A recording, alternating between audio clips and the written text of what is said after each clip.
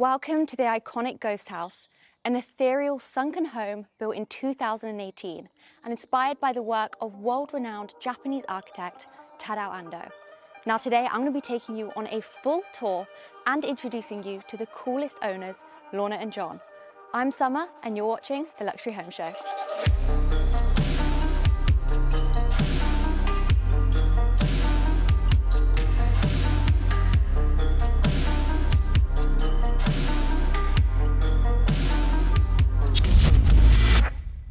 The property was built with a very limited palette of poured in situ concrete, matte black steel and glass.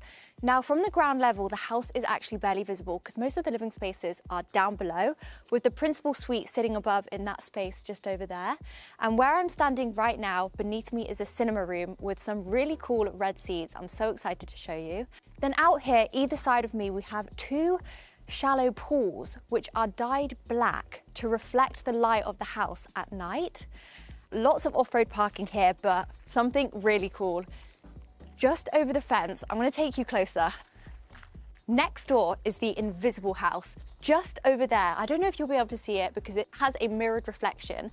And the invisible house was the property Lorna and John were originally viewing before they purchased the ghost house. We've lived here, it's been a year now, hasn't it? Yep. We bought this in May 2023. I am a content creator, so I do a lot of content in the house. Trying to, anyway. Yeah, I worked for one of the big four banks for 35 years, I think. And in December 2022, 23, I stopped working for them. And now 100% of my time is spent supporting you. Yeah. Isn't that? Yeah. Not that it wasn't before, but it certainly is now. So we first discovered the ghost house in, was it 2018? You did, yeah. It had just been built and there'd been an article about it in the Daily Mail. I'll never forget it because I put it on my Instagram stories saying, this is like my dream home. Do you remember? Yeah, I do. And then we actually came to view the house next door, which is beautiful. It's like a mirrored glass house. I texted the owner before we arrived saying like, we're on our way, and he said, just park on my drive because there's more space. We pulled into the ghost house drive and we were both like, well, you weren't, I was. Yeah, you were very excited. I was like, oh my God, it's that house. That's like my dream house. To be perfectly honest, I was never going to buy it because I just didn't want to live in a sort of glass cuboid house. But then when we got back on the drive with Steve, the owner, and you said... I think I said, would you sell your house? And he was like, yeah, I would. But he let us view it on the spot. Yeah. It was immaculate, wasn't it? It was so tidy. If I'd let someone come round here without knowing beforehand. I know. And then you said... I said, well, you could never afford that. And he says, well, if you can afford that one, you could probably afford this one. And then the negotiations began.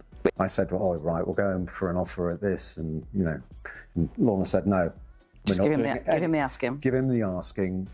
Don't mess this up for me. And that was it, wasn't it? Steps lead you down to a subterranean courtyard. The house has 3 bedrooms, 3 bathrooms, and spans over 5,500 square feet. Now, the property got planning permission under something called Paragraph 55, which allows for exceptional homes to be built in rural locations. Now, we're just in front of the front door. Let's head on in.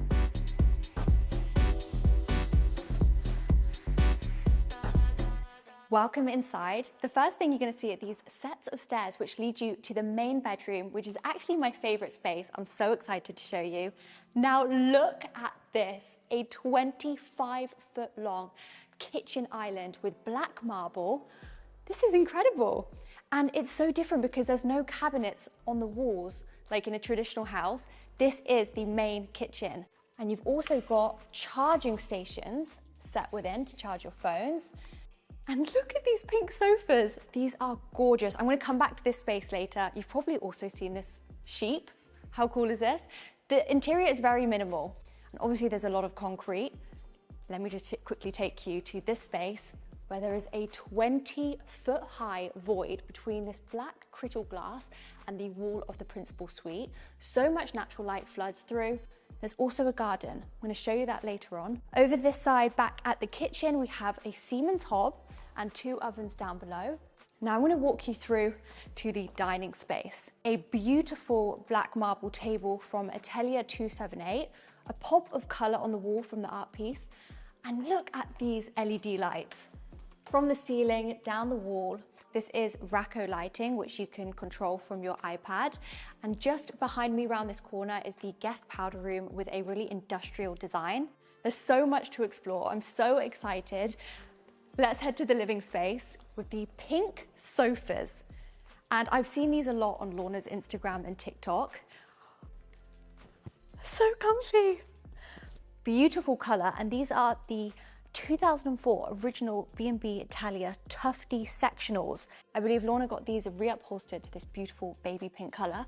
Now up here we have the TV with the luxury home show on. Remember to click join down below. We filmed an exclusive behind the scenes episode today with Lorna and John, and all our other house tours are gonna have behind the scenes episodes. And the join button is just below this video next to subscribe. Over here we have this beautiful huge mirror with this black console table. And this light over here, you can switch it from a cool tone to a warm tone, which I thought was cool. And then over here, we have a beautiful candle from Lorna's brand, LA Space. And the candle is called Ghost 98, which is very fitting for the house name. Well, LA Space launched in October of last year, and it's a fashion brand essentially, but we're moving more into lifestyle already because it kind of sums up the house, doesn't it? Yeah. But we'd been thinking about me launching a brand for a long time, hadn't we? I think that was your ultimate dream, wasn't it? I think when I first got with my manager, and we're going back like 7 or 8 years ago, when she asked me, what's your plan? And I said my end game would be to own my own brand, you know, have a vision and create it. So to finally get here is brilliant, isn't it? Mm. So we met in, what are you laughing at? Nothing. We met in a bar in Brighton. Do you remember? And I was cabin crew for Verge at the time, and I'd done the flight with this guy who lived in Brighton, and he was on a night out with John. He said to me, do you want, I've just returned from a trip with those girls over there, do you want to go and see them? And I saw Lorna, and she had this incredibly sharp fringe. And I said, do I want to go over and talk to him? So, of course, that was it. You know, I sort of went over, and I was convinced it was a charity job on her part, because she actually spoke to me all evening, or I talked at her. He wouldn't leave me alone. Absolutely taken with you, wasn't I? Yeah, you were lovely. And then at the end of the evening, I said, oh, can I give you my number? No, can I have your number? And she said, the classic thing, no, I'll take yours. And I thought, definitely a charity job. Really? Yeah, no, I thought, I'll never hear from her again. So I got back to my flat, and it was really like, I was a bit drunk. And I remember thinking, I'm going to text that bloke. So I texted you. And then we arranged a date, didn't we? I wasn't used to texting, let's put it that way. Certainly sort of girls that I hardly knew. So I'd send about 4 pages of narrative, and sort of, we can go here, 1, 2, 3, 4. And it literally went, and looking back on it, one idiot. But anyway, said option 2, 8 o'clock, and that was it. Yeah, I did. Wasn't it? I was quite cool back then, wasn't I? Yeah, you were actually. She made me, what's that modern expression? Graft. Oh God, did I have to graft? You did graft. Yeah, but it was worth it. Coming out of the living space, I'm going to show you the ground floor bedrooms and cinema room. But first, let's take a moment at this black crystal glass which surrounds the subterranean courtyard where I started the tour. Now, we are actually 3 meters underground, but there is so much natural light in this space, and you can actually see the principal bedroom, which is so beautiful. I can't wait to show you that. I will be going there soon. But first, I'm going to take you into the guest bedroom. And as I mentioned, there's a lot of symmetry. So there is another bedroom on the other side, but that is Lorna's private office. So I won't be showing that in today's tour. Let's go on in. The furniture in here gives a mid-century vibe and definitely warms the room because the concrete does have an industrial feel to it. Now let's take a moment. This TV in the easel, so it literally looks like a painting. Then the Hermes boxes as bedside tables. Now you just know the owners are super trendy and cool when you see stuff like that as bedside tables. Then over here we have a courtyard bringing lots of natural light in, and there's also a garden wall which definitely helps bring greenery into the space. Now my favorite part is the dressing room. You ready? This is shoe heaven. Oh my gosh. I had a moment in here earlier just admiring every pair of shoe. This is literally heaven for shoe lovers. Now we've got the ensuite just through here. So these are thick black doors with frosted glass for privacy. Now come on in. So we have a mix of white tiles and the concrete wall here. And then we have dual sinks, very Victorian feel, and then the brushed brass to give more vintage vibes. Now I'm going to show you the cinema room with some really iconic red seats. Back out in the corridor, we have an LED strip light going all the way around, and the concrete was actually made from a mix of local sand. And there's actually 2 entrances to the cinema room, so I'm going to head through this door here. Tom's going to head through that one, and I'll meet you in here. Here we go. So there's chipboard on the floor, which I think Lorna might change to carpet. But look at these red chairs. How iconic do these look? These were custom made, and each chair has a little table with a cute little light. There's a huge projector screen to watch the luxury home show tours on. And in terms of location, we're around 8 miles away from Leamington Spa and Stratford-upon-Avon.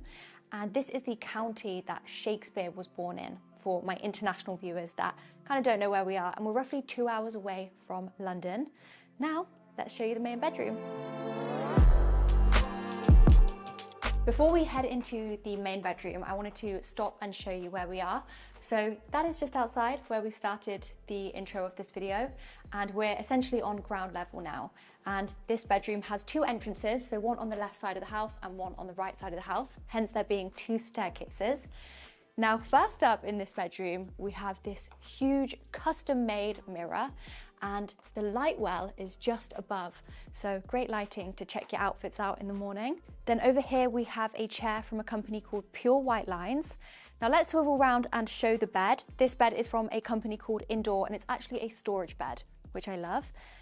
And look at these gorgeous big bedside lamps.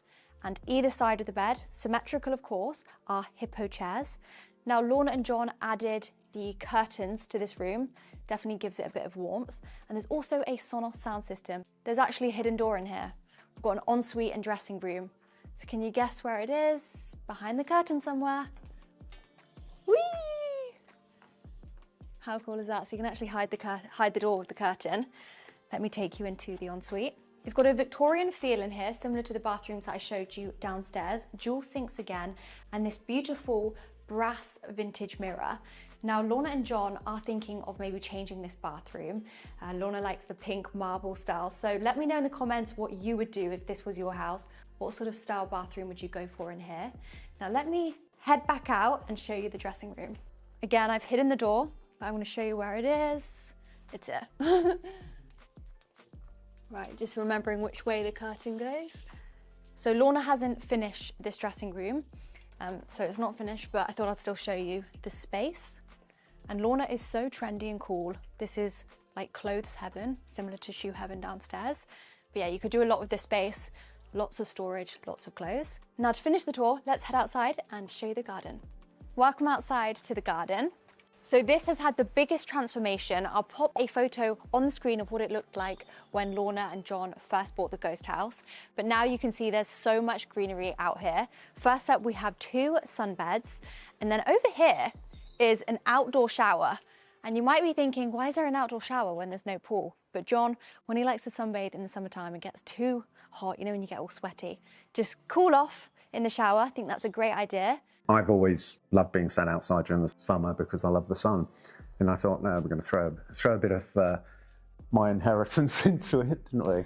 I think what had happened was at the beginning of last year, his mum had died in the February, and she'd left you a small amount of money, hadn't she? Yeah. And we were like, we need to do something with it that's meaningful to her. And she loved the garden. Like, she loved gardens anyway, didn't she? Yeah. So when you suggested, let's use the money for that, it made complete sense. I had medical condition just after we moved in. So I stopped work, my mother died, and then I was diagnosed with cancer. So I had a bout of chemo.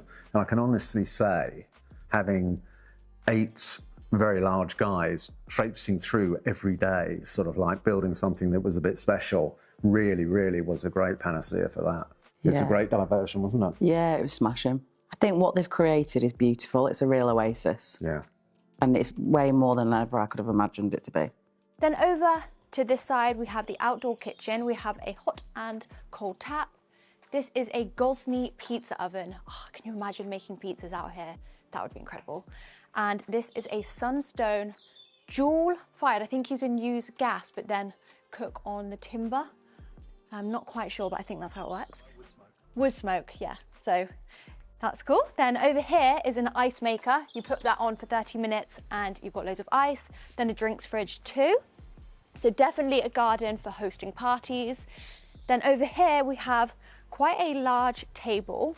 And what's cool is there's lights up here and above the other seating area that when it's dark, all the wires kind of disappear into the darkness, so the lights look like they're floating. And the plants are actually growing vines over the wires, so it will actually look like the lights are being supported by the plants. And this garden was designed by Rosebank, who have done some incredible properties, and they've actually done some work on some of the Queen's gardens too.